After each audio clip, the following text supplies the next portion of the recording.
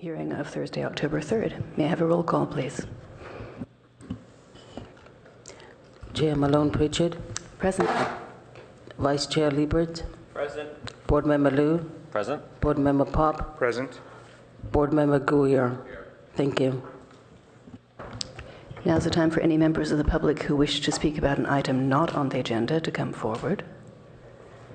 Seeing none, we'll move to approval of minutes. We have minutes for August 29th and for September 19th. Let's take the 29th first. Do any board members have comments on that? I'll move to approve those minutes. I'll second that. All in favor? Aye. Aye. And I am abstaining. Okay, and the September 19th minutes. Any members have comments on those? It was a long meeting. Yes, it was. I just have a clarification. On item 5, 1400 Page Mill Road, I think our condition number 3, which is consideration of creek protection, and that was just that there's a condition of approval required by the county, the water district, about a fence, and they're not showing a fence, and so it was just to clarify that condition of approval, and I think the applicant said that they were going to check to see if a fence was required. And I would also add on that same item, number 4, the minutes read how the lighting impacts the neighborhood. I believe we were specifically concerned about the residences immediately behind.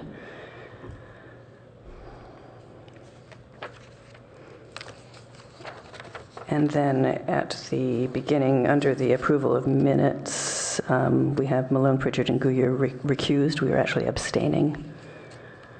And on the second one, Guyer recused should be changed to Guyer abstained.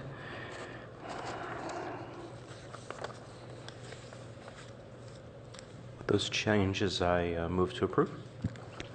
I'll second. All in favor? Aye. Aye. Opposed? None. Okay, so do we have any agenda changes, additions, or deletions? No changes. Did that. Okay, the next one is 180 El Camino Real. I am recused on that item because I am a stockholder of Simon Properties. So I will be leaving and turning it over to Lee. Oh, you did? Okay.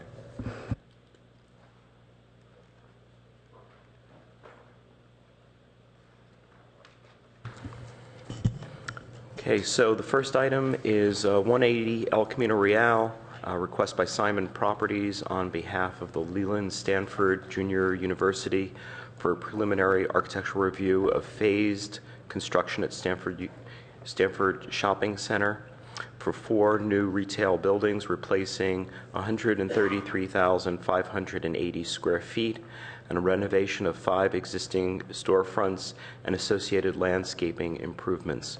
Zone District CC, Community Commercial. Would staff like to introduce the project? Thank you. Thank you, Vice Chair. Elena Lee, Senior Planner with the Planning Division. The purpose of this hearing is to request preliminary comments on the third and final phase, or actually for various improvements proposed for the Stanford Shopping Center. The largest component is the third and final phase of the reconfiguration of square footage at the center. The first 2 phases consisted of the new Fleming's restaurant and approval of a new 3-story Bloomingdale's building.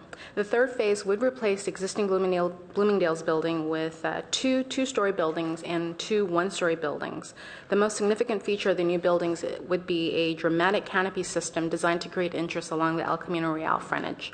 The other components of the overall project would be the proposed changes to the paving, landscaping, signage, and some facade improvements, as well as signage for the center. That's part of an overall improvement, and as stated in the staff report, some of these improvements would not be at the level of a board-level review. However, the entire proposal is being brought to you to provide context and to receive overall feedback on the overall vision for the center. These site-wide improvements include new paving, landscaping, lighting, and signage improvements. The intent is to create greater unity and to modernize the shopping center, per the applicant, is to create more of a luxury destination center. Improvements are also proposed for some of the existing buildings, including basically unifying some of the facade, taking the improvements up to the top of the ceiling, up to the top of the roof, and also to incorporate new elements that would tie those existing buildings to the new Phase 3 buildings. These elements include new trellises and steel frame canopies. Staff requests board feedback on the design of the new Phase 3 buildings as well as the site-wide improvements, but especially the Phase 3 buildings. And elements include signage, landscaping, lighting, architectural changes. The applicant will make a presentation following staff's report. This concludes staff's report. Thank you very much. Is there from the applicant, do you have a representative to make your presentation? Okay. Could you just step up to the mic? You can please introduce yourself, and then you'll have 10 minutes. Okay, thank you. My name is John Lee, and I'm principal with the architectural firm of BAR Architects in San Francisco.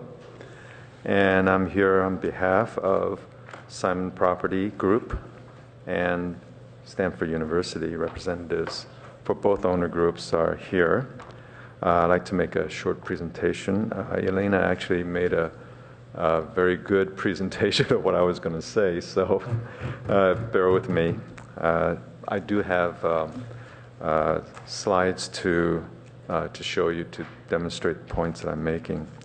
BAR Architects is retained by Simon Property Group to realize this design statement, to modernize this beloved 60-plus-year-old regional urban shopping center and bring it into the 21st century by enhancing its unique Northern California lifestyle and character, and to improve upon the delightful shopping experience for which this elegant garden village is known. So our project is the Phase 3 of a multi-phase project. The earlier phases you are familiar with, Phase 1. Phase 1 being Fleming's restaurant. It is now open and looks fabulous. Phase 2 is the new Bloomingdale store. It is now under construction. And Phase 3 is the rest of the complex, which we actually broke out into two components. What we call the renovation, which are the streets, the internal streets, and the exterior facades that Elena mentioned. And then the redevelopment component, which is the the four buildings that to be placed in the original Bloomingdale's footprint, which Elena also mentioned. So in built area, this project is a net zero redevelopment project, and here's how the math works. This top part demonstrates the demolition and decommissioning square footages and amounts to 259,197 square feet. This column here represents the built square footage for Phase 1, Fleming's, Phase 2, Bloomingdale's, and Phase 3, the 4 new retail shops. And guess what? It amounts to 259,197 square feet. So,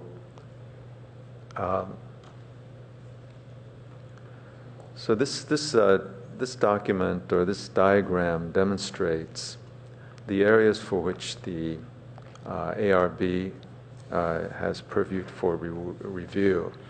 And this is what we call the gateway from El Camino Real. We're proposing landscape improvements here and monument signs at the corners, at the entry points from El Camino Real. Here we call this area, we call the entrance, the Main Street entrance. And there we have some graphics to show you that we're providing quite a few new projects, proposals here.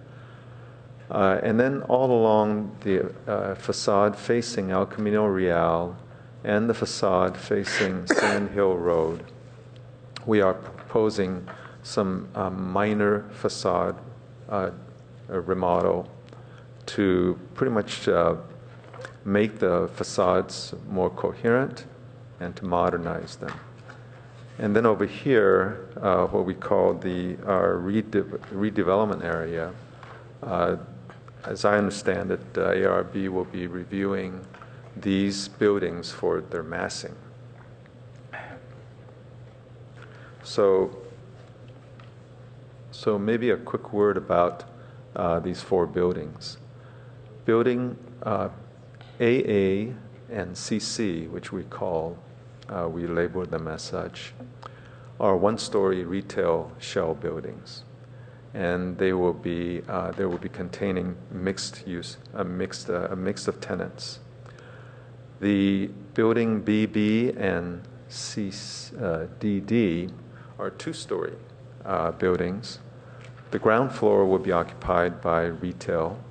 On the second floor of building BB will be office space, office use. And then the second floor of DD, we anticipate to be, the tenancy will be 2-story retail. So the second floor of DD will be retail as well. And as far as the facades are concerned, we do anticipate that the retail tenants will provide full height facades. So from the ground all the way up to a cornice line, which we establish, will be the responsibility of the tenant.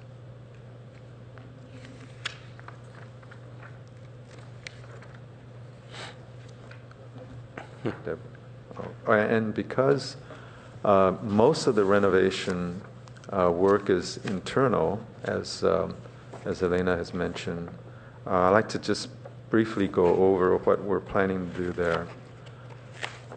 We're replacing all of the paving on all the internal streets up to a certain point right here, because we feel that a uniform paving material, more than any other design element, will unify and modernize the center. We are now researching durable, sustainable material, elegant material, such as porcelain pavers or concrete pavers. We will be augmenting the existing landscaping here internal to the project. The large mature trees will be, the existing large mature trees will be preserved and augmented with new planting palette to enhance the garden setting. Fountains will be updated to become more playful and safer for children. We will be providing new exterior lighting throughout, and we'll be using energy-efficient fixtures. At the existing canopies and trellises, we'll do more subtracting than adding, opening views to the storefronts and signage. And then finally, at the West Plaza right here, we're redesigning this large plaza to include new water features, landscaping, and lounging areas. So here are some of the views of our project. This is one view from the El Camino Real. You can see that we're providing an alley of large Italian cypresses to serve as kind of the marquee or the entrance to this complex. We're providing new monument signs at the entry. A night view of this project from El Camino Real. There's Bloomingdale's all lit up. And here's another view of our Main Street entrance. By removing the dark overhang, the fixture pavilion that is currently there, we're opening our entry to the sky. And that way we are emphasizing the outdoor character of the shopping center. And we're providing new canopies that will set the architectural tone for the entire complex. Here you can see that the storefronts are full height all the way to the cornice line, and that will be the guideline for the tenant improvements throughout the complex. And here's a night view of the main entrance with the canopies lit up. So a word about the building facades. This is the one facing El Camino Real. You can kind of see that the full-height storefronts are beginning to take effect here. The idea is to try to emulate a natural growth of a townscape. And so each individual retail store has their own identity all the way from top to bottom. This is another view. This is the elevation facing Sand Hill Road. And you can sort of see that what we're trying to do here, this is an existing pavilion, whoops, sorry. Could you just wrap it up? Can I conclude? Okay. This is a very exciting project, and we think that the improvements that we're making will make it just even more fabulous. So I have here members of our design team to answer any of the questions you have. Shall I introduce them? Yeah, just quickly. Okay. This is Deborah Layton of BAR Architects, Gary Lehman of Gazzardo Partnership, and then John Lehman of BKF Civil Engineers. Okay, I'm going to have Gary I'll give him 3 minutes, and if you could talk about the landscaping, because we really didn't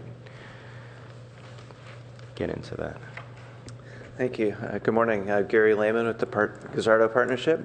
The landscape design is really tracking with what John just described so well in terms of looking to create these vibrant outdoor spaces that we all love today, and to be able to take that in a little bit more of a modern direction to make it refreshed, feeling more inviting, more people-centric, more focused on gathering spaces within the areas. We see opportunities to be able to create pockets of seating areas, of improving the shade canopy in certain areas to be able to make those, like in that large park area, create some new shaded environments that allow for people to be able to linger there and spend more time there. We think the landscape supports all these things, both in terms of the preservation of the existing trees, the addition of new trees, which we're showing, and the new tree plan that's in your packet. But also then looking at the planting, which is in the in-ground planting, which occurs around these new and existing trees. The intent there is to create a stronger, simpler, more disciplined sort of plant palette in these in-ground planters that's more textural, foliage color kind of based. Then have the planter pots, which are such a celebrated component of the center, be this, these beautiful arrangements of flowers that will be preserved, but it'll be sort of in a setting that's a little bit more disciplined, a little bit more focused, allowing people to really enjoy a more upscale sort of feel throughout the center. That'll be complemented with lighting, which you saw in your packet. There's a number of images there that sort of show these night views, which it's lighting the architecture, it's also lighting the landscape, it's creating more uniform, soft, warm kind of environments such that people will be really welcome to stay into the evening and enjoy the center even more. Thank you very much, Gary. Okay, with that, we'll open the public hearing. If there are any members of the public that wish to speak to this item, you may do so now. Okay, we don't have any speaker cards. I'm going to keep the public hearing open until the end. So with that, we'll return to the board for comments and questions. Begin with Randy. Sure. Thank you very much. First, let me say, Elena, great report. Really appreciate the detail, very helpful. Lots of good explanation and really helped lead me through this complex review. One very minor note in the parking paragraph at the very end. I think your note says leaving the shopping center with 5,522 spaces more than the minimum required. And I think my math was that there's about 282 spaces available, but this morning the applicant was showing that there were 215 spaces available, so somewhere between those. I think there's something that needs to get coordinated, so if we could just straighten that out, that would be great. My experience is that there is not 215 extra spaces when I go over there, but maybe I'm just not parking in the right place. Thank you very much for coming in with this as a preliminary, very complicated project, and really appreciate your taking the time to come and explain it to us in this way. I've spent a bit of time with this here, and I have a number of things that I'll ask about and some questions and things that we'll go through. Hopefully not too painful, but and not in a particular order. I'm just going to kind of go through your packet and some of the notes that Elena had put together. There was a note in here about fabric awnings, and I'm not seeing those on the drawings. Could you tell me where those are appearing? If that's an internal structure that's part of the kind of grayed out areas that we didn't see, I get that, but it's been described, and so I'm just curious to understand what the fabric awnings are. Well, most fabric awnings are provided by the tenant as part of their storefront design. Right. So that's where we anticipate a lot of the fabric awnings to be located. The ones that we are providing, the canopy structures, the arcades, etc., they're permanent and they're not fabric. Okay, there's a note here that says improvements to existing buildings, and it talks about new arcades featuring wood soffits. Steel awnings are proposed to be replaced with fabric and glass awnings. Is that what you're referring to? What I'm referring to are the arcade structures that we are renovating, remodeling. Okay. The fabric awnings or the glass awnings. When we annotate awnings, we mean the structures that are in front of the storefronts. Individual tenant awnings? Individual tenant awnings. Okay, right. great. I've got that then. Thank you very much for that clarification. And the office space that's being added in the second level of the new buildings, is that for the shopping center's use, or who is the likely tenant for that office space? The likely tenant would not be the shopping center. It will be an office rental space. Okay, so we can expect some signage for that eventually? Is that a Yes. fair Yeah. statement? Okay. Yeah, we have a graphics consultant on board right now. All right, terrific. So let me just jump in here a little bit. I'm going to sort of walk my way through the application. Gary, this one's for you. You know, a huge amount of what I'm seeing here is this new paving methodology. And as I'm looking through this, first I'll ask that when this comes back to us, I don't mind if you draw a line where you think our review should stop, but making it so light that it's hard for us to actually distinguish what's happening in those areas it's difficult for me to understand the context that these things are in. And so I get the graphic intent of what you're doing here, but by making it so light, it's hard for me to relate what is in our purview, if we can use that term, to what is within the center. And the goal really is to get it all to tie together. And so if you could find a different graphic methodology, that would be really helpful. There's a lot going on here in terms of the paving, right? And I like the idea of the hierarchy and the main street and the secondary streets and trying to create these nodes that talk between them. But there's and I'm sure a lot of this has to do with the fact that it's an existing structure and you're not building from scratch, so you can't get everything to line up exactly. But particularly in some of these entry nodes, you know, I'm seeing some of them that are stopping flush with the building. You know, I sort of think about the sidewalks on University Avenue, right, where we've got these brick corners that are meant to really create a place at the intersection, and then the sidewalk becomes more standard Palo Alto sidewalk beyond that. These intersection nodes that you've got, some of them are aligned with the face of the building, and some of them are drawn into the streets a little bit. And I have to say, I like the ones that are drawn into the street because it makes it feel like it pulls you in versus just walking past. And I guess what I'm looking for is to the degree that you're capable of doing this with an existing building and imposing a new design on top of it, setting up some rules. Because it seems to me that there's different techniques applied in different areas, and to me that's sort of continuing the chaos that's already there rather than really trying to get this organized. And I really like the idea that you've got and the overlay that you're going. I just want you to push it farther and really make it more rigorous if you can, so that it really does, even if it's just a very subtle thing that you don't really appreciate but just subliminally you recognize it. I think that's helpful. And so I'd love to see, as an example, I can show you on G7 where we're looking at the 4 new buildings. The side that faces the Bloomingdale's sort of pulls in just a little bit where the water element is. Maybe that goes a little bit farther. Some of the other pieces drag in, some of them don't, and I think that would be helpful. I particularly like the way the main entrance is working, where you've got this unusually shaped piece and it's sort of pulling in.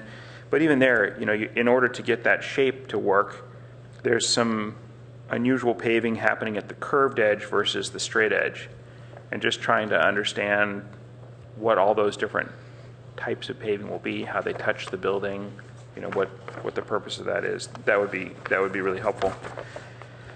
And while I've got you up here, Italian cypress. Tell me why the Italian cypress? Because I don't see a lot of that around here, and I would immediately go palm or something, right? If I was looking at the entryway, I don't know that that's I'm not a landscape architect, so you would probably tell me no, you wouldn't go palm. But since we're in a preliminary, we're just having dialogue. Talk to me about why the Italian cypress and the choice for that. Both palm trees and Italian cypress both share a lot of similar qualities in that they are very vertically oriented. They're very transparent. They're very monumental in terms of their scale and the type of rhythm they can set up. Both of those share that sort of quality. We ended up going with the Italian cypress because we were looking to have that real strong sort of marching sort of feeling into the center. There's a lot of vegetation that's happening behind those trees, so we wanted something that was sort of strong, dark colored, something that would create a real clear delineation and allow the transparency back to all these new facade treatment and everything that we're doing on the center, which we don't want to hide that. We've got groves of hackberry trees and other tree varieties that are occurring out between the cypress and the facade. So we wanted to have something that was very transparent yet substantial. And we thought the cypress was the best choice to do that. It does give us that sort of strong rhythm sort of feel to it. It is sort of a traditional use of the cypress. I think we've probably all seen images of Tuscany. It's, those Italian cypress trees marching up to the castle on the hill. It's a sort of a classic reference, and we think that it's a strong one here. And we're looking to actually incorporate that sort of idea. We're exploring how we're going to do that also off of the Arboretum entrance, so that there's sort of a cohesive idea that kind of anchors both entries. I like the idea that it would be in a couple of places. Having it just out on the El Camino main entrance, where it's such an unusual planting type for this area, seems a little, it was surprising, but I'm fine with it. I like it. Will they be pretty mature, the ones that you're installed? That's our goal. They're very slow growing, right? They're not actually that slow growing. They do grow pretty quickly. Okay. A lot of homeowners find they grow too quickly. Oh, great. They find that they can't get around their sidewalk. Yeah, they put them on the other side of the doorway and they can't, weasel their way in. So they do grow pretty quick, but it's our intent to get larger ones because we're really wanting to create a more immediate presentation there. All right, great. Thank you. Mm-hmm. So, John, back to you if you don't mind. And I'm looking at the main entrance here. The new building that we've got, let me refer to the right one. Building BB, which has the office space up on top.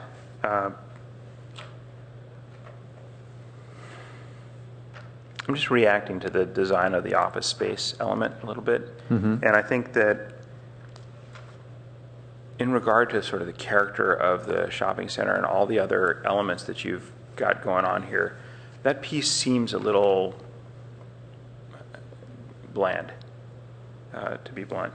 Not very articulated. It's this very simple metal skin, very flush glazing system, really not doing much. And for such a prominent building, it seems to me that there might be something more that needs to go on there. And I'm going to ask you to just study that a little bit and see if we can't add a little bit more character to that. I very much like the character of the canopy that you've got going on. I'd like to suggest that you look at how the columns touch that canopy and whether there might be something interesting you could involve up there as well. That sort of single point touching that very thin member seems so tenuous. Tenuous, right. And I'm wondering if there isn't, more of a tree-like bracing, something more that you can add some character to it. You had some really great images in some of the other pictures of other places, and in fact, one of them, and you don't have to jump to this, but on your lighting concepts page, you had this great image of a canopy that had all kinds of articulation on it that was very interesting, and I was more drawn to that than I am to the design that I'm seeing here. Is there a plan for banners or anything that will move in the wind or do anything special with this, or is it really just meant to be very clean the way you're describing it? Well, as I said before, we have a graphics consultant who is on board and just pretty much started. We anticipate that there's going to be that entire layer of graphics and animated banners, iconic signs. Great. That will be an additional layer to what we have designed. Okay. So I would say that there's quite a lot coming yet. Seems like there's a terrific opportunity here to advertise for the music series and all of these great things that go on at the shopping center, and that would be a great place to do it. And if we can work with the graphics consultant early rather than later to really involve that in the design and make it very purposeful and integrated, I think that would be terrifically helpful. Right. So I really like the canopy that's going on BB. The canopy that's on the opposite side, that starts at where La Cetane is and goes all the way down to where I think it's La Belle, it's about that end of the building. That one seems more sort of planted on the building and not as integrated as I'd like to see it. And I think part of it has to do with the rhythm of the bays. And again, similar comment to what I had for Gary, where I recognize that you're working with an existing structure here, and that the rhythm is not as rigorous as it might be otherwise, and those types of things. But the fact that the structural components don't really have a rhythm that relates to the bay of the storefronts really is causing this to feel detached. They're really two very separate elements, not integrated in a way that I'd like to see them integrated. And if there's some attachment methodology you can do on the roof to get the thing to hold up, and then where it extends out and over the storefronts, have it relate to these storefronts in a more purposeful way, I think that would be very helpful and create some more dynamic interaction between the two pieces. Will there be lighting up onto this? Yes. They will be lit from the rooftop upward.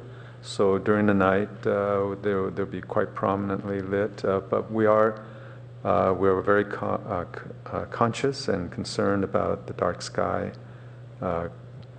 amendment. So we will be very careful about lighting them.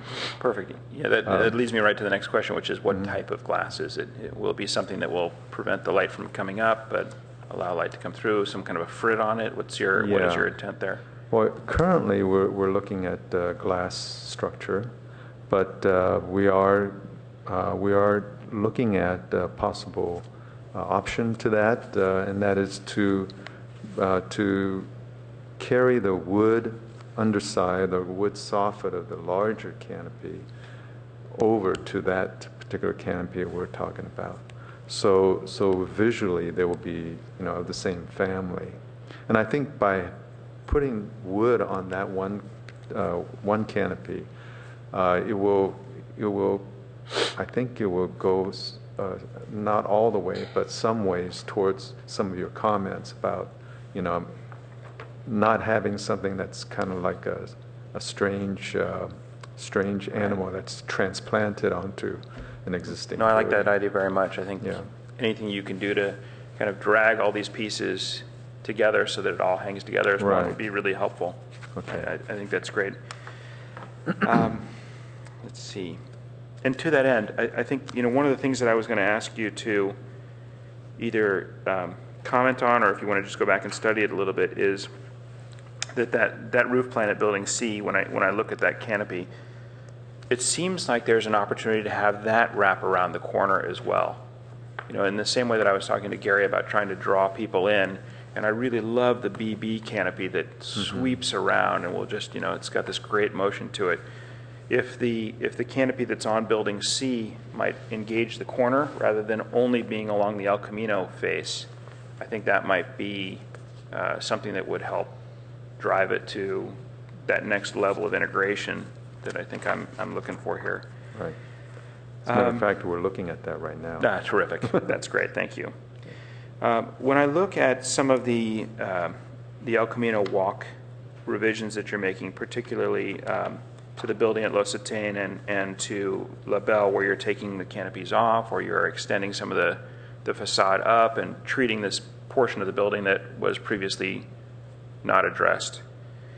The immediate question that I have there is that we need to, where you're really changing the profile of the building, I'd like to see a section through that and understand what those materials are really clearly and how one material touches the other. That's what, when we review the individual storefronts that applicants bring forward, that's one of the things that we often get.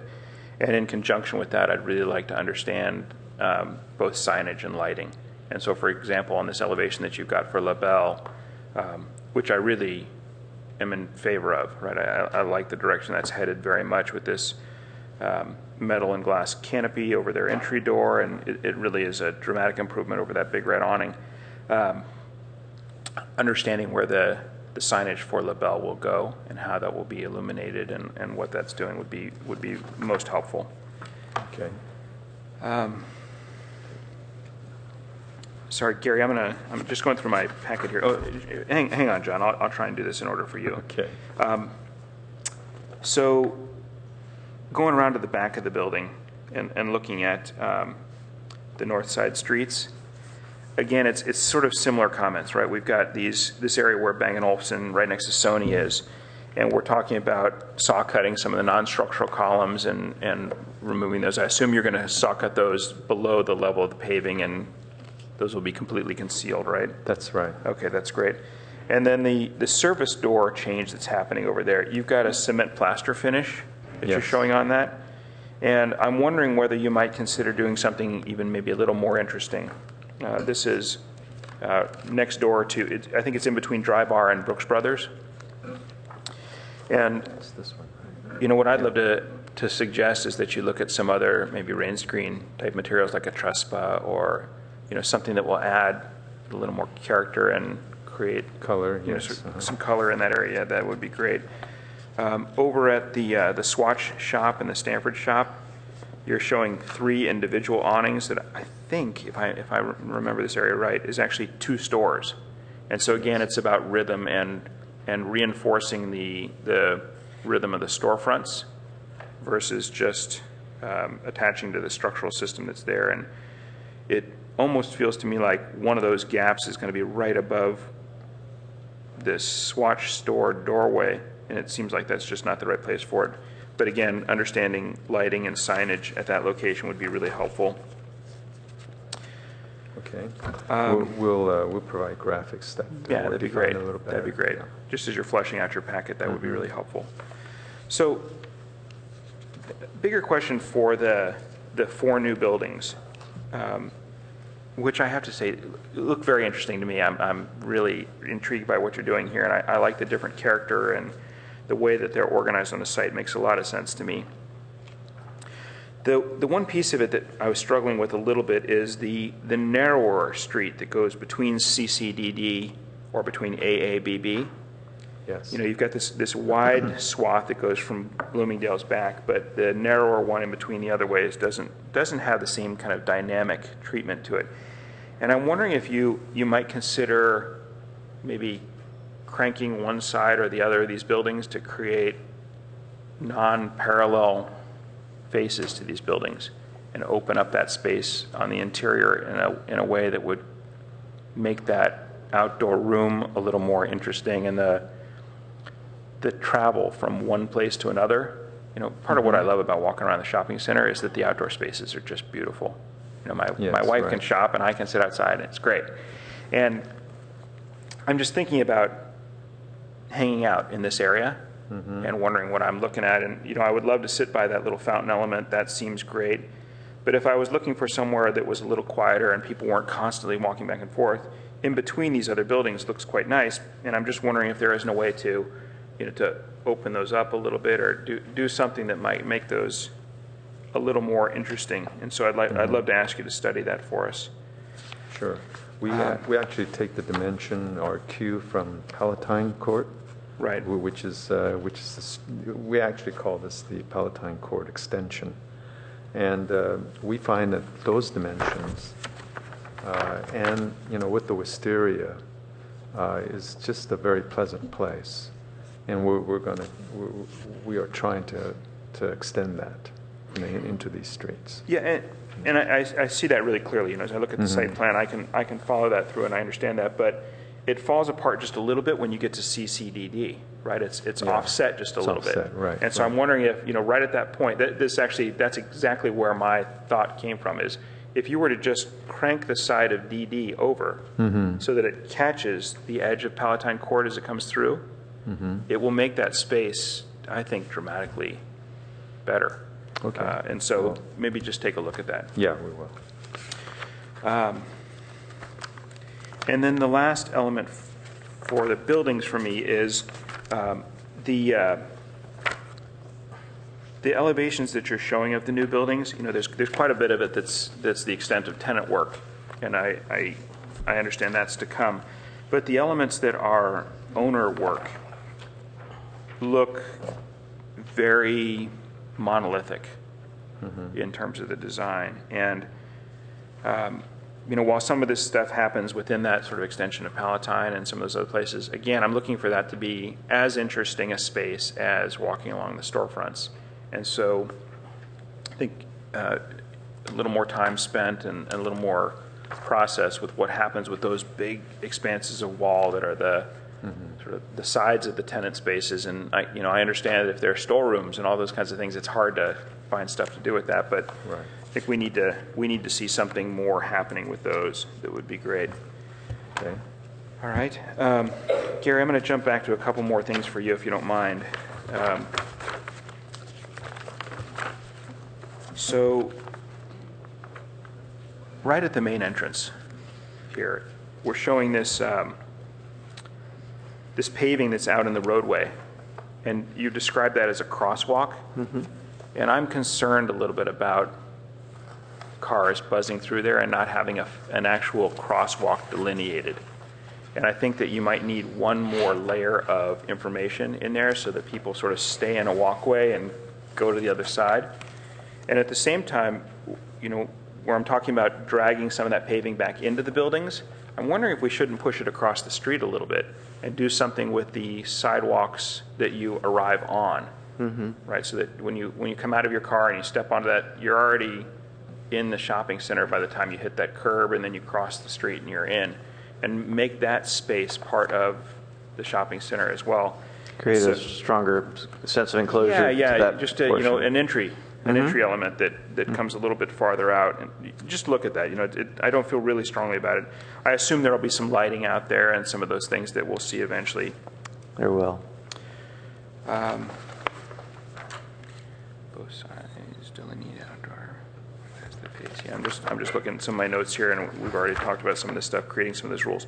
All right, so I spent a lot of time at the shopping center with my little kids, when they were really small, and everybody loved the fountains. And I was always really, really glad that there were these guardrails around the fountains so that they wouldn't go in. So tell me what's going on with removing the guardrails and some of the new water elements and bringing the level of water up. Can you describe that a little bit? Sure. Well, the opportunity here is to be able to keep some of the big feature elements that are there, kind of the overall sort of water effects, but to basically elevate the water, come up with a new system of providing safe interaction with the water.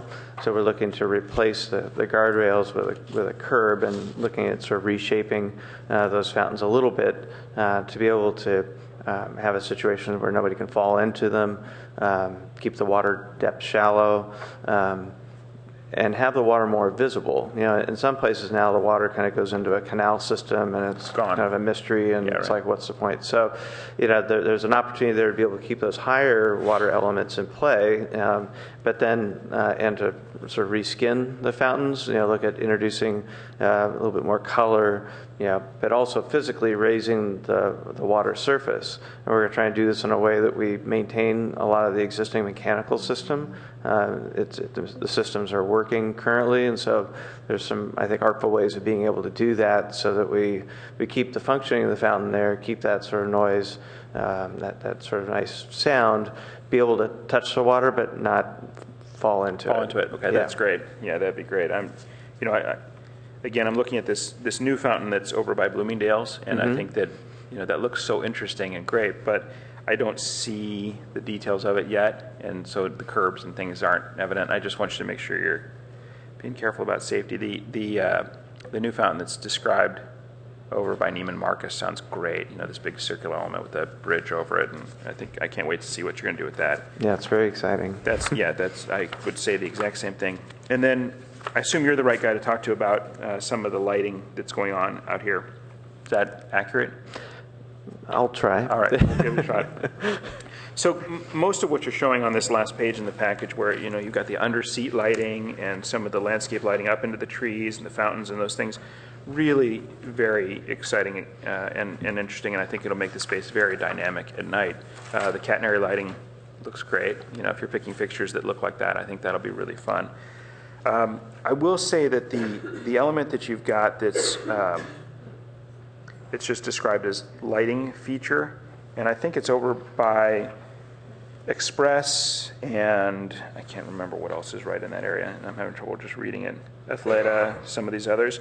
There's this sort of ceiling of what looks like LEDs that are on strings, and my first reaction to that is Fremont Street in Vegas, and I'm concerned that that's a little too rigorous, too consistent, and these other things have such a delicacy to them that this seems too, the ceiling that's there, and frankly wondering what that's going to look like during the day when it's not illuminated, and how that would feel, all these strings that would be out there.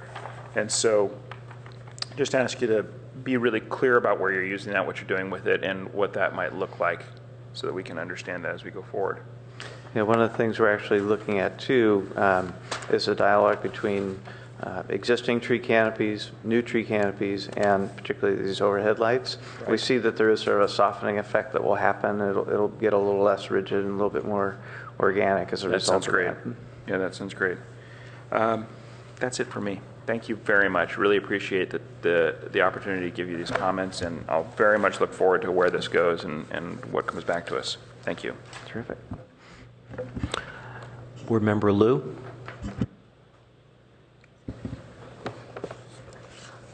So I have a quick question for staff. On the square footages, I think there's a mistake in the staff report. I think on page 4, in like the second paragraph, it says that building CC would be a one-story building located behind the existing parking structure along Quarry Road frontage and in front of Building A, and would also contain 30,820 square feet of floor area. But then in the applicant's set, they're saying that Building CC would be like 16,715 square feet. And I think the difference is the building AA is, I mean, the footprint is a lot bigger than CC. And so I think it would be helpful just because there's so many, over the 3 phases, there have been so many different additions and deletions. It might be great just to have that, like the applicant has a chart with all of that. It would be great maybe to have that in the staff report as well. Okay, we'll provide that formal report. Great, thank you. And then also the applicant is showing office space in the drawings, and then I was wondering how the parking ratio works in this particular zone district for office and compared to retail use. So in the Stanford Shopping Center, actually it's a blended parking rate, so it's one parking rate for all uses that are permitted in that zone. Okay, so it's like downtown. Yes. Great, thank you. Okay, so I do want to thank the applicant for the presentation, and thank you, Board Member Pop. I actually agreed with, I think, almost everything that you had mentioned. I had actually had this very similar thoughts on there. So I'm not going to, I don't want to repeat those, but I will, but I definitely agree with them. And I would just bring up some other additional items. One question I guess I would have is on the extending of the facades of on the existing buildings up to the cornice line. I think I do support that. And then I guess my question would be, what happens on building, I guess on the building that has the offices on the second floor? I guess that's AA or BB. Yes. And also, because I think at the moment, the tenants have actually been doing some like staggered cornice lines, and it's been coming to, we've been looking at them and trying to keep them kind of in line. Mm-hmm. And so I think it'd be great to have some sort of clarification on that. And then also I think that BB on the second floor, I mean, at the window line, it looks like that's lower than all the other existing buildings. And so I would just be kind of curious to see how that all looks together, if all of those facades are shorter, the storefront facades are shorter than. We have provided some drawings, building sections, for instance, this one here. We have designed a datum point. Great. That pretty much rings around the building. And that all the storefronts will, which is shown dotted over here, will work itself up to that datum point. And that datum point will be designed as a building cornice. That and the height of it will be very similar to the one-story structures all around. So there'll be a consistent point to which the storefronts will be built. But then that cornice that you're talking, that lower cornice, that's only in certain places. That's not all the way around all of the new buildings, right? It's just in certain locations. I understand, like the datum point will stay the same. For BB, yes, it's all the way around. Okay. For DD, for instance, that's anticipated to be a two-story tenant. So the tenant will be providing two-story facades. Great. And then on the DD building, I think that's great. I think that's the right location for a two-story tenant. Mm-hmm. I mean, I'm thinking like the Pottery Barn and stuff. It gives you opportunities to have like large glass corners and stuff. That's great location for it. Right. And then we did look at the American Girl store where there's sort of let's just say that there's different stackings of tenants on different floors, and that made it hard to look at made it hard for us to separate the facade out between two different tenants. And I was wondering if in that building that all the tenants can stack directly on top of each other, or do you foresee something like the Container Store and Crate and Barrel, where there's actually more like a jigsaw puzzle interlocking of tenants? Because in that case, I would think that it might be better to come up with a different system for the facades. Maybe that in certain, if that is the idea, then I think maybe it might make sense to have some sort of other identity for that building. It's a complex situation because leasing doesn't always. And it changes over always- time. Yeah, right. Yeah. Yeah. So I just try to keep that in mind Right. as I go, Sure. things may change in the future, and there might be one tenant on the second floor or something, and then Yeah. a whole bunch of Somebody tenants on the else first floor. Yeah, right, Yeah. right. Okay, we'll keep that in mind, definitely. And then, let's see, on, also sort of related to that, I think the shopping center has an existing sign program, and I think most of the tenants are using larger signage than is allowed by that old sign program, and I think so they've been coming to us, and it might be great if that could be updated as you're doing this project. Right. That would be great. And then I think we've also been seeing like the tenants have been trying to put their signs on different places vertically. I'm saying in like height, like say like above the sidewalk level, and they're just some of them are doing it low, some of them are doing it high, and it's a little chaotic. And I think if you can try to get it. Maybe if there's a certain zone, for signage, it would be great. Yeah, that will be spelled out in the tenant criteria. Great. Thank you for that. I do generally support the idea of the four new buildings. I do share Board Member Pop's concern about the narrowness of the Palatine Court or the Palatine Walk extension. And I think the wisteria is really beautiful in the existing one. Yes. And then I do worry about the just the length of blank walls. So like originally like Palatine Court, there's that Bravo Fono restaurant which had a beautiful glass block wall and gave it some sort of nice kind of transparency. And I think like the Nike store or like the Microsoft store, they just have very blank solid walls, and whatever can be done with planting and landscaping or storefront windows would be Right. welcome. For your information, the entrance to the office space above Right. is located right in the middle of that street. Yes. And we have ideas about. I don't know if any of our drawings show. Oh, there it is, right there on the top left Yeah. hand corner. There's great amounts of glass there. Yeah. And I see here the staircase too, which could be an opportunity to make something Right. nice. Right. Great. And on the also on the buildings, I think on CC and DD, I think you're showing some service doors, sort of facing Quarry Road on that side, and just try to make that like as attractive as possible, or screen it as well as possible. Make it as Right. Yeah, we're planning to actually provide more planting along that south side of Building DD, because is it peach or pear?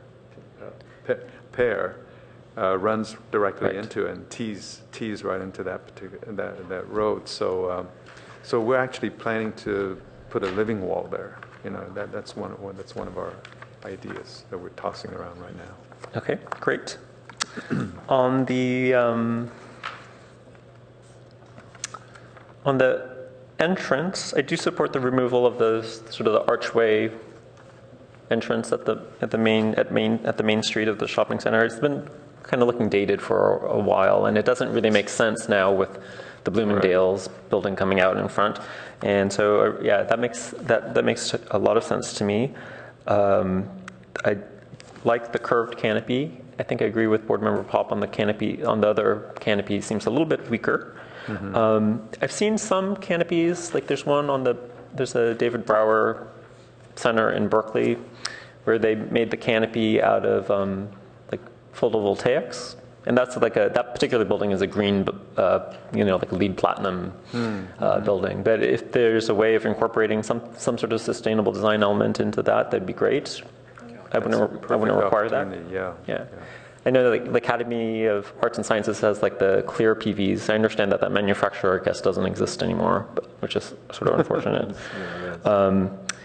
And also, I had a question about the drainage. I think there was some mention that the new buildings will have water drainage into the on-site, and so it'd be interesting to see how that happens. And also, again, with paving, is there a way of enhancing the on-site stormwater retention, Right. with the paving, or is it all still being drained conventionally out to the creek?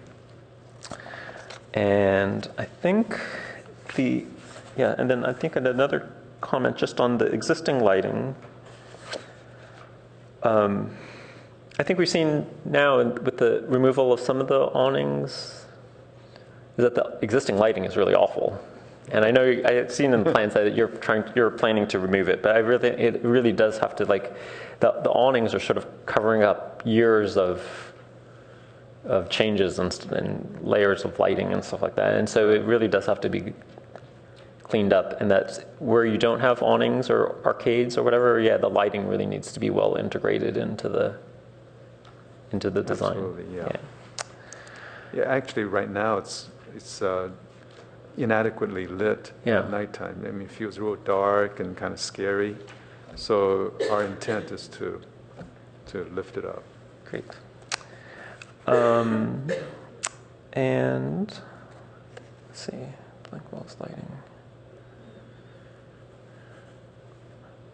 Oh, and then I had another comment which I mentioned, I think, on one of the previous reviews, which is just the bicycle parking. I think it was in the staff report. So, like, I went to the site the shopping center yesterday, and I parked my bicycle at a street lamp because there wasn't anything where I happened to sort of pull in. And I know that there are spaces elsewhere, at the shopping center, but like at the place where I happened to come, there wasn't anything. And so I would hope you can figure out ideal places for that. I don't really know where most bicyclists come in. It's such a very complicated site to come into. I don't really know what the regular pattern is of people who use the shopping center frequently. Right. Bicycle parking study is being undertaken, so we'll be able to report on the results of that. Great. Thank you very much. I think it's generally everything is looking very good. Thank you. Well, thank you. Board Member Guyer. Thank you. I pretty much agree with one thing I noticed here, being third or last or whatever. A lot of things get said before I even get a chance to say anything. So I basically agree with most of the things my fellow board members indicate, but there are a couple of things that struck me when I started looking at this and reading the what was written about it is the whole concept of especially with some of the smaller stores, is that there seems to be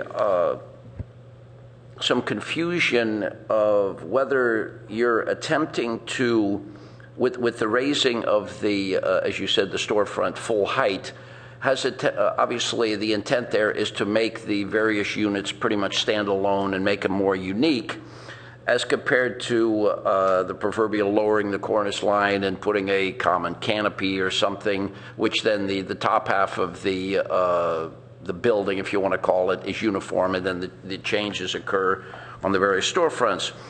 And yet you're emphasizing the verticality, if you want to call it, to make these individual spaces, which I like, but then you place this sort of relatively flimsy small canopy 40 feet up in the air that supposedly, I'm guessing the thought is that that's supposed to tie it all together, and I don't really see that doing anything for you.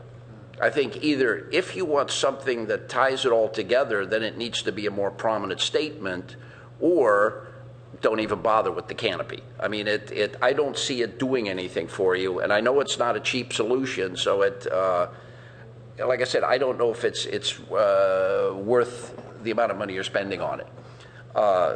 And it's interesting because I looked through some of these things, the canopies, a lot of the canopies are very delicate, which I like, the glass, the steel. And then I see one that's wood and plywood. It's like, oh, come on, give me a break here. That reminds me of, Fresno or something that, unfortunately, over my years, I've done enough shopping centers that, you end up doing plywood. And the word plywood just really threw me when I saw it on these drawings. It's like, if you're going to do something of a certain nature, this is not, plywood and wood reminds me more of rustic. This doesn't strike me as rustic. I mean, especially when one of the initial comments was you want to modernize this and bring it into the 21st century. And I think you're doing that with the approach, but so there's a little bit of a dichotomy there. I'm all in favor of the removal of the canopy in the entry. I think this opens it up a great deal. But again, also I agree with a couple of my fellow board members that the two-story building, I guess there are two ways to look at it. Is that an office building that has retail on the first floor, or is it a retail space that has office on the second floor? And my feeling would be, considering it's in Stanford Shopping Center, a very well-known shopping center in the area, in an ideal spot, I would want it to be a retail space that has office space on the second floor. This comes across to me as an office building that has retail on the first floor. This literally comes across as, wow, I wonder why they put an office building there that looks a great deal like a lot of office buildings that I find all up and down the peninsula. And you're not helping yourself any by it looking the way it does. One of the things that people tell me about the shopping center is just it has a richness to it, a character to it, a lot of textures. I mean, a lot of the new buildings that have been built are out of brick and a lot of very textures. And then, just to sort of slide this two-story office building in right at one of the focal points, I don't think is helping you any.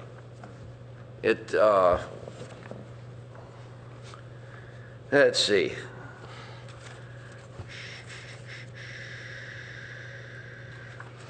And same sort of thing goes for, like I said, some of the various canopies here. I'm all in favor of updating sort of the old-fashioned arch canopies that you have, but replacing it, and I don't remember exactly, on, for instance, sheet 5.4, I'm not a big fan of the arch canopies that you have there, but replacing it with a 20-foot high, give or take 8-foot wide plywood canopy, doesn't really help the facade any, I don't think. I agree with things such as on the other end where the Stanford store is. They look to be two stores, so the canopy ought to reflect that, that sort of thing. Yeah, there's certainly no intention of using plywood, and I don't see it. Well, I mean, here. I saw the word it says, add new plywood and painted sheet metal to face of spandrel. I mean, I'm reading, I saw the word plywood, and it jumped out at me. Okay. Well, then we'll scratch that out, because that's not the intent. Yeah, I mean, it's your call. I'm just saying, one of the things I've always liked about the shopping center, like I said, is the richness, and I keep hearing, upscale and all this, and that Right. This particular canopy is a classic example. That one on that you have on 5.4 doesn't strike me as fitting into that character. Yeah. Well, we are embellishing on that design. And I'm sure, like I said, I know this isn't the final Right. solution. It's just, you're throwing out some options sort of thing. And I'm just sort of reacting to What the you things see I there, like yeah, and the right. things I think, maybe maybe of some concern. Mm-hmm. But however, I think the use of wood in different ways, like in the rain screen, in paneling, maybe even in slats, in the trellis, etc., that will be used. And I have no problem with very much with the wood. motif of what we're trying to get at. The garden center kind of look. Like I said, I have no problem with wood. It just Mm-hmm. struck me the way this whole thing is designed. It just didn't come up to the richness of the rest of it. Like I said, I have no problem with. I wouldn't want the whole thing to be stainless steel, glass, and concrete. So I mean, that sort of takes the richness out of it. But I'm just giving a couple of comments. Okay. Well, seeing as though, like I said, almost everything else was pretty much covered, I think I'll let it go at that. Thank you. Okay. Thanks. Thanks. Okay, well, this is probably the seventh or eighth major building I've reviewed for Stanford Shopping Center over 15 years. And I'm looking at this complex of buildings, and it's really the sister building or sibling building to the American Girl building that's on the other side of the shopping center that faces Sand Hill Road. So it's a pretty important building. Probably the most significant and most important building for Stanford Shopping Center right now is the P.F. Chang building. It is the one that's closest to El Camino Real. It's the most visible. It really draws your eye and attention into the Stanford Shopping Center, and it's really a main conduit or connector from El Camino Real and the Transit Center to Stanford Shopping Center. So this is the other end of that walkway or alley, so it's really important that that point of arrival between the new Bloomingdale's building and the new cluster of buildings is a very significant and prominent corner. Can you talk a little bit about what's going to happen there? How do you? There's no real images of it. How are we going to perceive that corner of the building coming down that alley? Right. It's the southeast corner, I think. I think you're referring to the walk that extends from here all the way down to, well, it's out of the picture, the P.F. Chang building. So we recognize that this particular corner is a very prominent corner, almost as much as this corner, which we call our front door. We will be developing this particular elevation to be as important as this one. So we also know that there's a proposed sculpture here at the side of Bloomingdale's, and that will be developed as well as part of our landscape design. So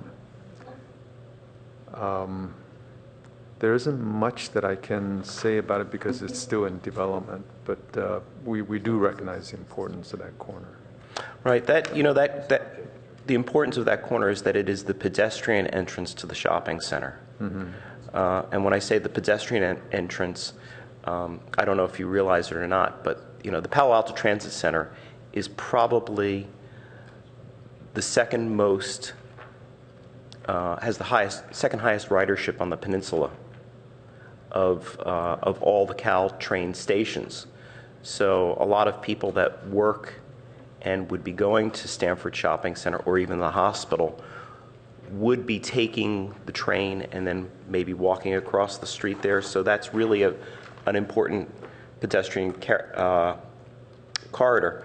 When I look at your plan for the driveway coming off of, or the entrance coming off of El Camino Real, that's important for vehicles. Mm-hmm. But we need to have, I think, a point of arrival or a focal point, and I think the Planning and Transportation Commission even identified that as being very significant when they did the review of the medical center, because again, there are people that will be walking through the shopping center to get to the medical center. It's creating that sense of pedestrian access through the shopping center.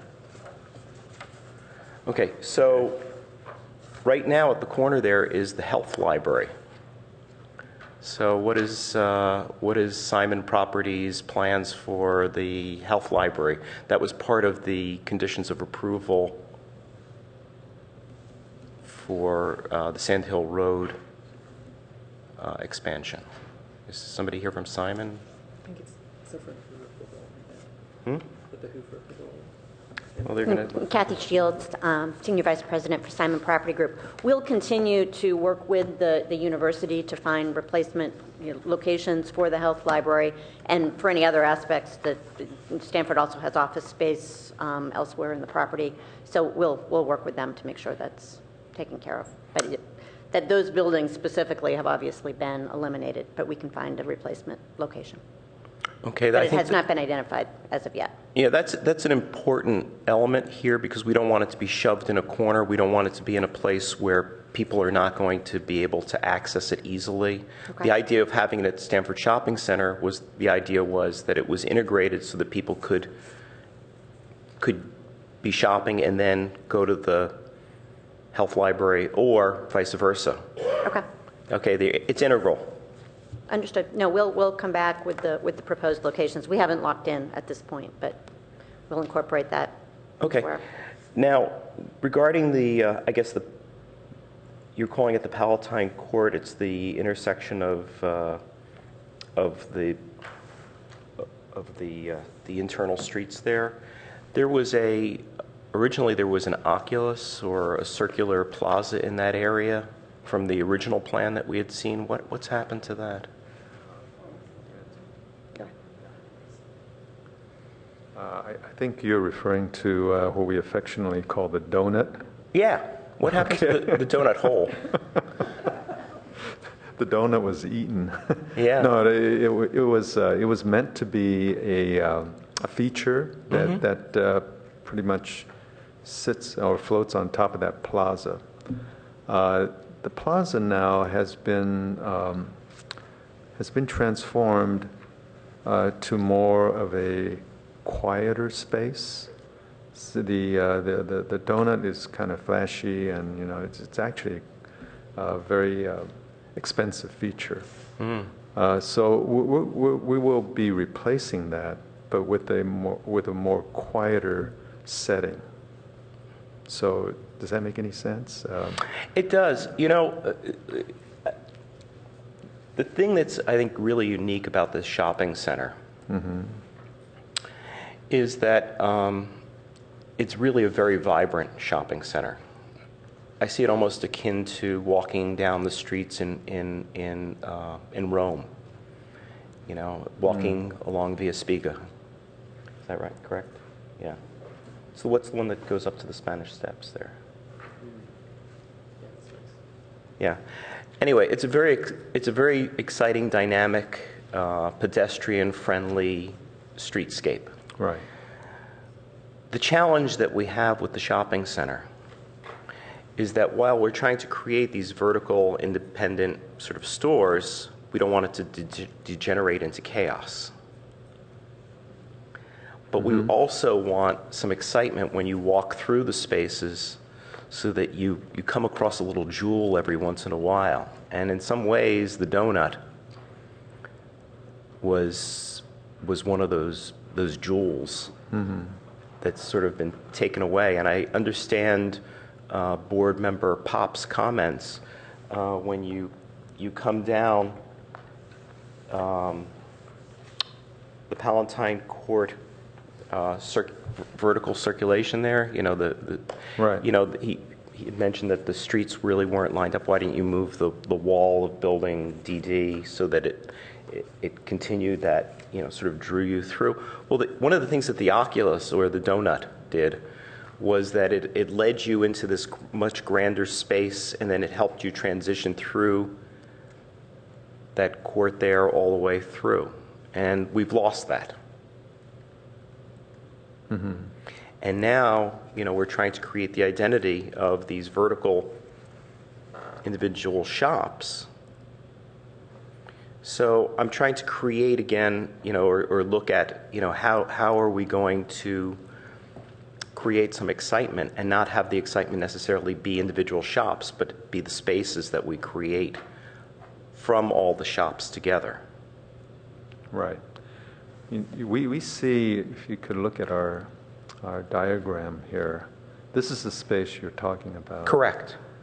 There's also this space over here, which is in existence, and we are making plans to design this space to be that exciting gathering, kind of common space that you're referring to, which used to be over here. We have widened the streets from Bloomingdale's over to Macy's. So a lot of common activities will occur in this street here. We're creating another main street, so to speak, here that never existed before. So we have a lot of plans to make this street the kind of vibrant environment. So rather than being isolated in a plaza, we sort of see this street as being, in its full length, that kind of environment. One of our last slides of our presentation shows quite a vibrant scene there, if you may recall. So that's, we're not, that's a street, you're standing at Macy's, looking back towards Bloomingdale's, which is the big building over here. We sort of see the entirety of that street as being that vibrant environment that you're referring to. What I'm afraid of, and where my concern is if you walk down between Macy's and where the Gap and Banana Republic is right now, that's really a pretty abysmal thoroughfare there. It's very, there's nothing exciting going on there. There's no reason why I would want to hang out in that area, and that's what I'm afraid is happening to Palatine Court, is that it's dumbing down of the space. And so the shops become far more prominent. If you walk down that street, the only thing happening there is really the Gap, Baby Gap, Banana Republic. And if you're not going there, it doesn't interest you. I want something along that thoroughfare there that's going to catch my eye, that's going to want me to hang there, to look at the shops, to slow down, to hang a bit. And that's what I'm afraid we're losing. And so, think about that, and you can respond to it in coming back. Right. Okay? Okay. Okay. So let me just go on to some of the landscape elements here. Gary, do you have a second here? Of course you do. So I'm looking at the thoroughfare that traverses or crosses Palatine Court. Okay, and you've got your planters there, and in some ways they're almost like the bumpers in a pinball game. They're sort of randomly placed. They're offset a little bit. Why not just put them all in a line, but put them sort of on a skewed diagonal or something like that, so that they all line up, but when you walk down there, you sort of see them offset. Well, we're still massaging that a bit. We're looking creatively at how to create those kind of spaces that encourage more lingering, more hanging out in those environments, and seeing how the water might interact with that as well as the lighting canopy above to kind of give that sense of being in an outdoor room kind of environment. So I think that part of the meandering, if you will, is an attempt to try and make it to slow down the pace a bit and to give it a little bit more of a softer feel, so that there might be arrangements for furniture and such that would be able to be plugged in places, and you kind of work around it. So sort of through pathways, but then sort of eddies where you can have furniture and be able to have places for people to gather. All right. What I'm thinking of is when I think about that space there, is I'm thinking of the Getty Center in Los Angeles. Why not have the water feature be the little ribbon that opens up, and then it winds up as something in the courtyard there, so it pulls you through the space? Yeah, that's one of my favorite spaces in the whole world. So that resonates with me too. I think that taking those sort of ideas and looking at how that might, filter into this design, and how components that might also tie into the larger park space. There's sort of vocabulary materials, and I think there's real possibilities there that we'd like to explore.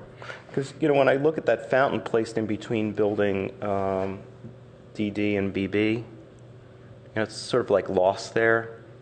If it was in the intersection or it was in the middle of the, a court, it definitely would, I think, draw you through. It gives you a place of arrival. There's no reason why people shouldn't walk around a fountain, or even go through it. Which brings me to the next point, which is the little half moon that you've got in the middle of the, the main entrance there. In some ways, it's, when I look at it in terms of the elevation that's on.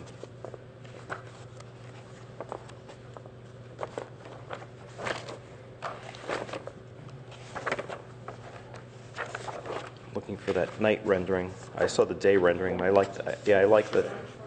Yeah, got it. 1.2, and then there's 1.2a.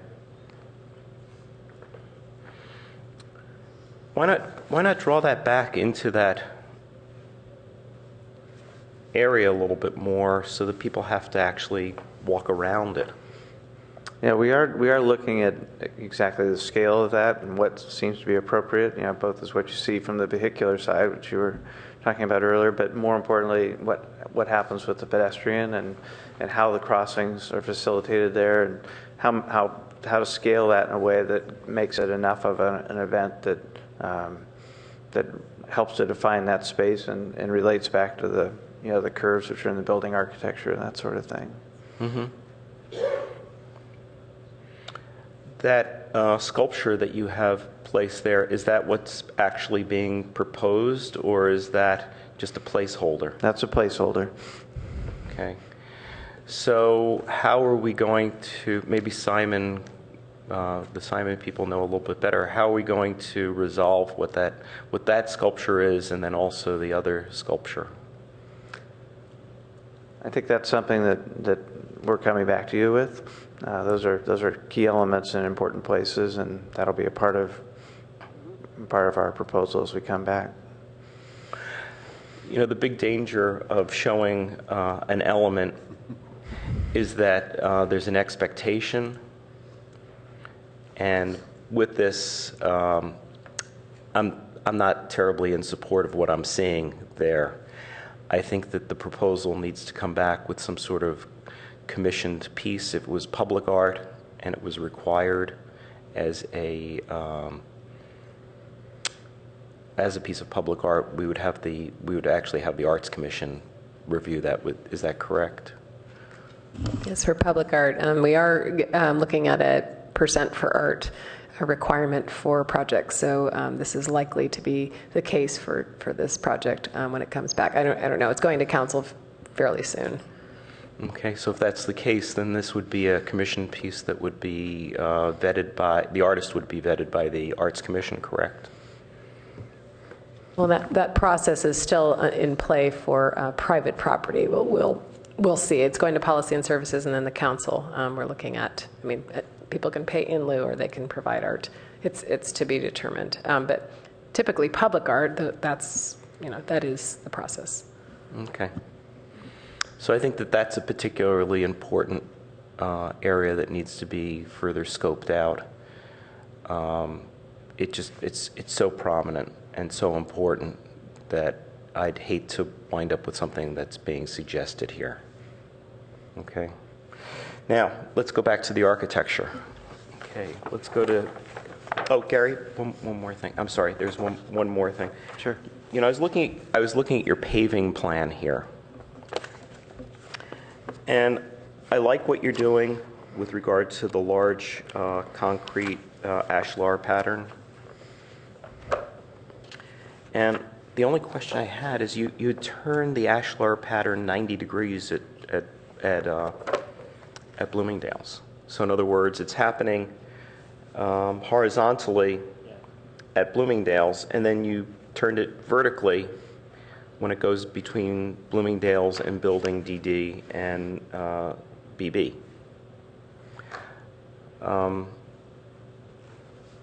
Can you talk a little bit about that? Why not just continue the same pattern that you've got?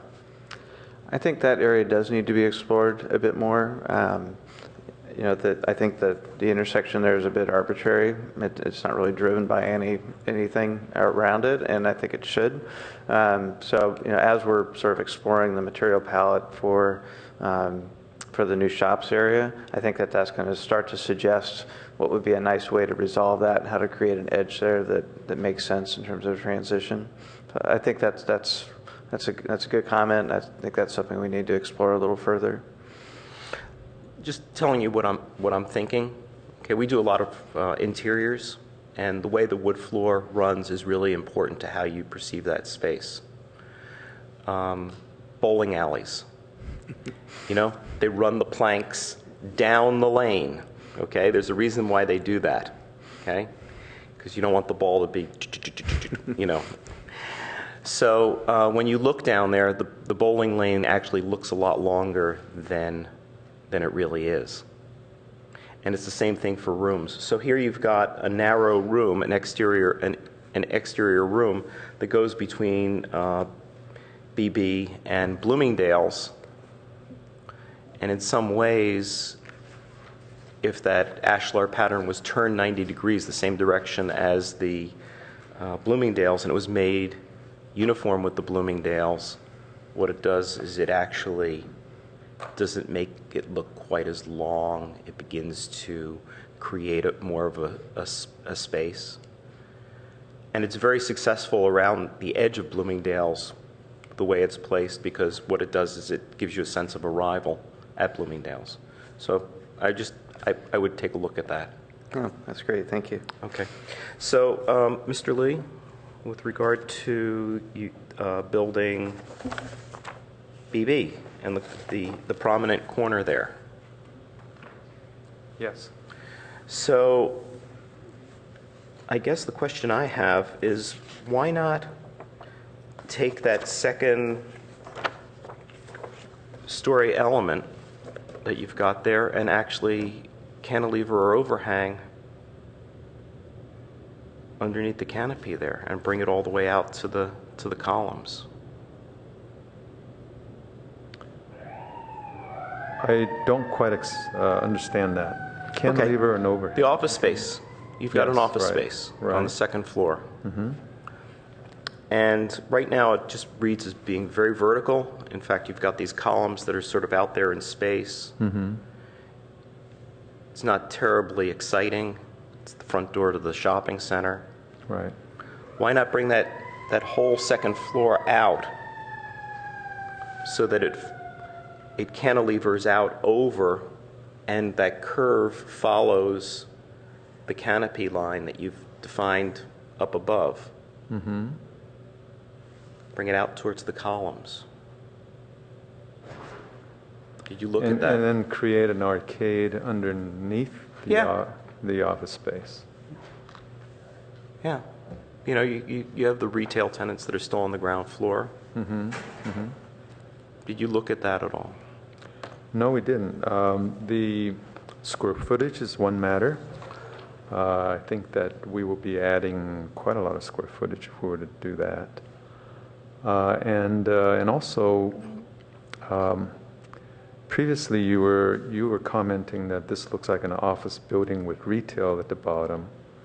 I think that may be just the problem with the rendition or the rendering of it being so slick and ribbon window-like. I think that if we were to articulate the exterior of the office space to be more congruous with the retail level down below, I think that would solve some of the issues that you would have on it. By projecting that office level out, I think you would once again emphasize the office component, which is really not what we want to do.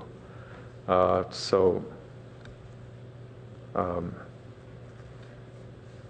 think that was not the direction that we would prefer to go.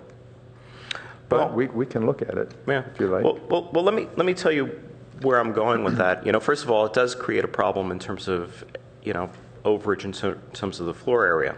But what I was also thinking is that off of the back side of the building, where the Palatine court is, I mean, there's an opportunity there to actually bring that in.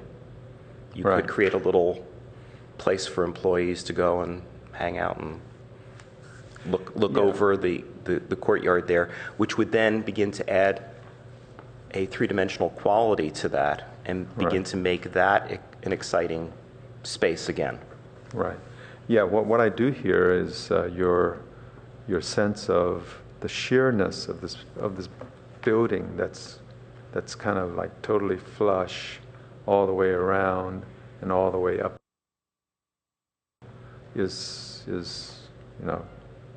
objectionable or not really thought out that much. So we'll do that. We'll look at ways to relieve that elevation. We'll look at ways to create spaces, maybe on the second level, that outside spaces on the second level that you're suggesting. I think that's a really good idea. And then looking at again the elevation. I mean, you've got these louvers that are happening between the retail floor and the office floor. I mean, those louvers could actually be brought out rather than on the facade of the building. Right. Be bridging between the columns there, and thereby creating the visibility aspect from the offices. The windows can still be there, but you would begin to lose the office building look by bringing those louvers out and obscuring those windows in some way. Yeah, actually, those louvers are they're not integral part of the building. It's meant to be part of the storefront, and the termination of that storefront is at the top of that the louvers. So the louvers were just our idea of putting some texture into this building, and they're not integral to the building. A picture like this, it's a serving suggestion. It's almost like going into a supermarket and looking at the Duncan Hines cake. When you look at it, you say, I can make that cake, but there are many other cakes you can make. And what I'm simply doing is playing off of what you're suggesting here and saying, hey, that's an opportunity here. Those louvers, I think, they're pretty cool. It's a really great idea. And that brings me to the other side of the building, which is where you've got the colonnade and the canopy above it. And what's the real issue is on the other side of the building is here you've got all of these individual stores. Actually, we're talking about.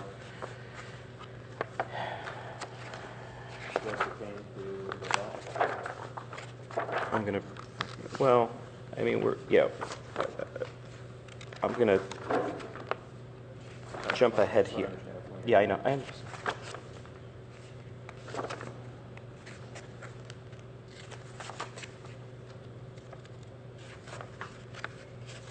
missing something here.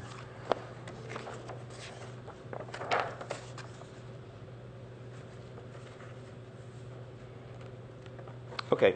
If we go to 1.5, the L'Occitane building, you're showing a proposal for some canopies above that. That entire side of the building there. We're also looking at, 1.3, I guess, is what I'm looking at. The idea here, I understand what you're trying to do, is to create a finished edge for all those buildings. It's a halo. It's capital. It's something that's terminating or finishing all those buildings there. Right. So that what you're doing is you're taking this whole package and you're bringing it forward and saying, here's a unified look. It's all underneath that. And I guess what I'm looking at is that on the, hold on a second. I'm going back to the Sony style side of the building.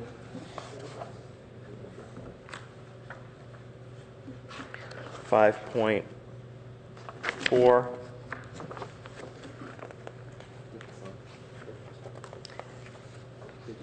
What are you going to do over there to create a unified look?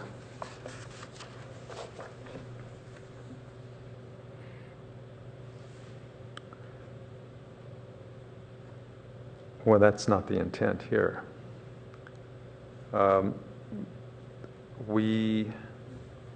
We've always looked at our building C with the canopy on top as our front door.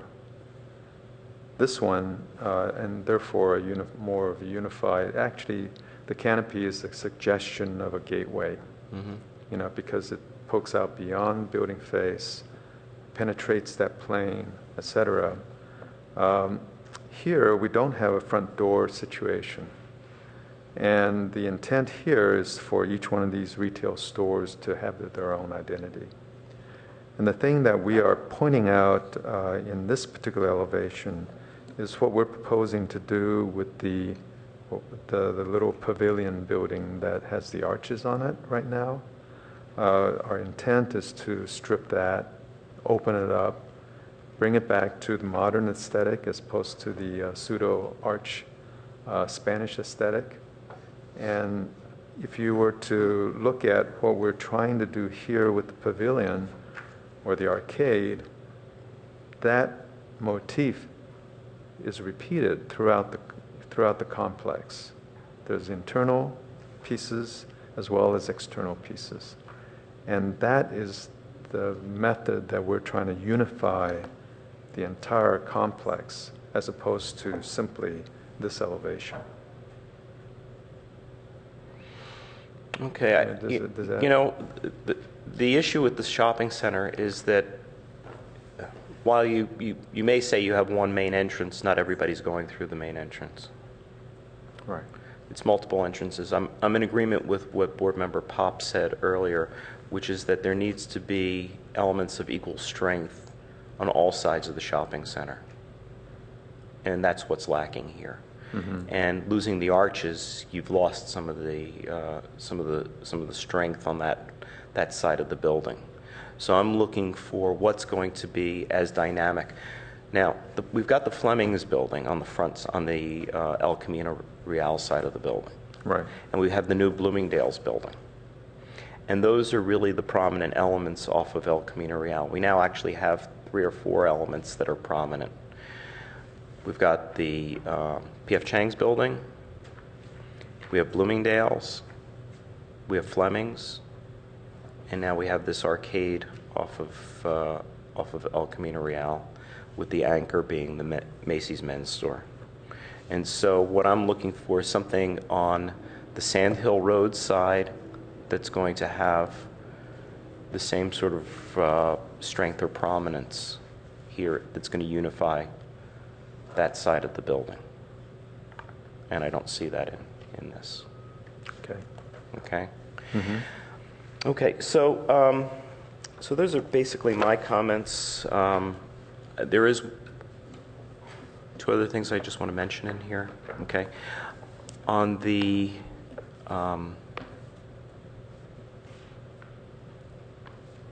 Arboretum Street side, we have an outstanding issue with regard to the Wilkes-Bashford store, and we need to have that resolved at the same time that this comes forward. It's under review by the subcommittee. It can stay in subcommittee, but it needs to be resolved. And I happened to notice something when I was bicycling, or I was actually out at the shopping center, that there looks like there's a major enclosure to the south of the Wilkes-Bashford store that's been built, and I don't remember ever reviewing that or seeing that. It's CMU.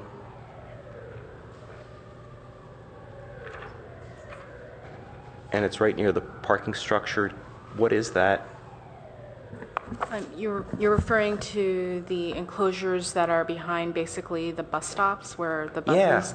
Okay, so that was the subject of staff level ARB, Okay. staff level architectural review, because they needed to find additional space for trash compactors and for trash enclosures. So that was reviewed by staff. Okay. I wasn't aware of that. It's not a particularly attractive looking element, and it's in such a prominent location. Yeah, staff had that struggle.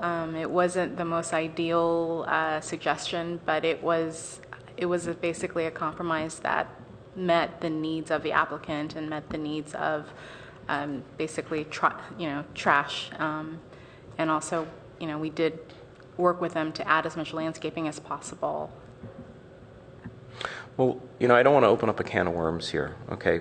But is there any way that in this review, because it is one property, that some improvements can be made there? It's just not a very attractive element in such a prominent location. I know that that's originally where we had looked at having a hotel. That's not happening.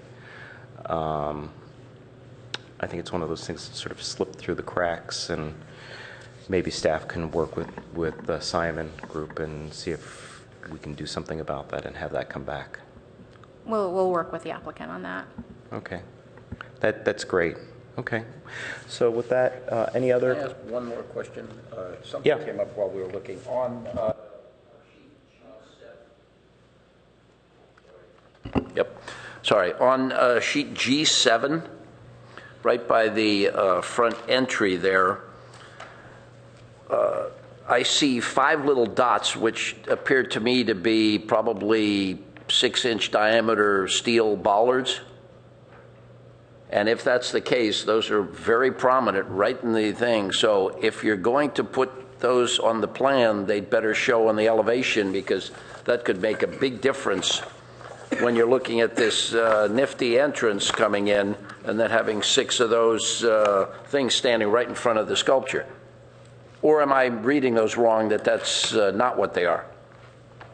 I mean, I would think they are, just because if a car's coming down there, you don't want it plowing over your artwork. So if that's going to be that prominent, that needs to be addressed as an element. Okay. Board Member Pop? Yeah, thank you. I want to just reflect back, really appreciate all the comments that the other board members have made. Going first, I don't get to say that, and I really want to reflect on a number of those things. And I do want to just reinforce that as the conversation has gone on through the course of the day, this initial comment that I made about the second floor office space, and while I respect comments others have made here, not necessarily in agreement with the direction that they're suggesting, but I do want to just reinforce my concern that, particularly because you're talking about that maybe the sun shading element, the screening element being a tenant item, really not knowing what we're going to get there, that second floor office space is really concerning to me, and what that looks like and the character of that. And I think that needs to either be recessed so that it really draws back, or it needs to stand on its own. But the condition that it is now is concerning. And I do want to, because I didn't about this, and there was a note in the staff report about asking for a particular comment, the character of the canopies themselves. I'm very much in favor of the direction you're going. Hearing that you're not going to have plywood is great, but I love the wood and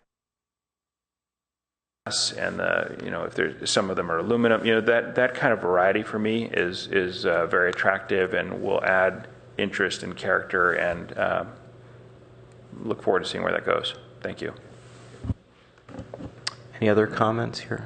Okay, with that, I'll close the public hearing, and thank you very much for coming forward with your preliminary review today. So let's move on in the agenda here. Board member business and announcements. Chair Malone Pritchard asked that we put on the next for the next agenda discussion of El Camino Real again. And Lee, maybe just in conjunction with that, one of the things that I had asked for and just recently discussed with staff again was this goal of getting some type of an electronic file that has El Camino with its parcels shown so that we can do some diagramming and some mapping. I can grab some of the PDFs that are online and try and put that together, but if there's a way for us to get that, it really would be helpful. I believe you sent that to Russ Reich. I saw some emails go by on that. Actually, Yeah, so- we'd also asked for parcel reports on portions of El Camino Real. Not the whole thing, just the area that we were studying. And the idea was we were going to use those as almost like index cards to be able to make notes about certain parcels and then be able to go back and do a much more thorough analysis. Is there a date you might be able to commit to getting us some of that information? Because I'm concerned that I know how busy you guys are. I want to be totally respectful of that, but we've gone 2 weeks now and have not internally made much progress on this because we're waiting for the documents to work on top of. Do you have a sense of when you might be able to get that to us? I don't, but we'll communicate via email on that. That'd be great. Thanks, Amy. Okay, and we have 2 subcommittee items, correct? We have 180 El Camino Real, the Bloomingdale store, and then we have 151 University. Are we going to do that? Oh, on the agenda, we have 2. Item number 2 is, I would have hoped that they had made that announcement at the beginning, that is pulled off for today, and it's going to be put on for the 17th. That's the 1700 Embarcadero Road. Correct. And 180 El Camino is the only item on the subcommittee that I'm aware of today.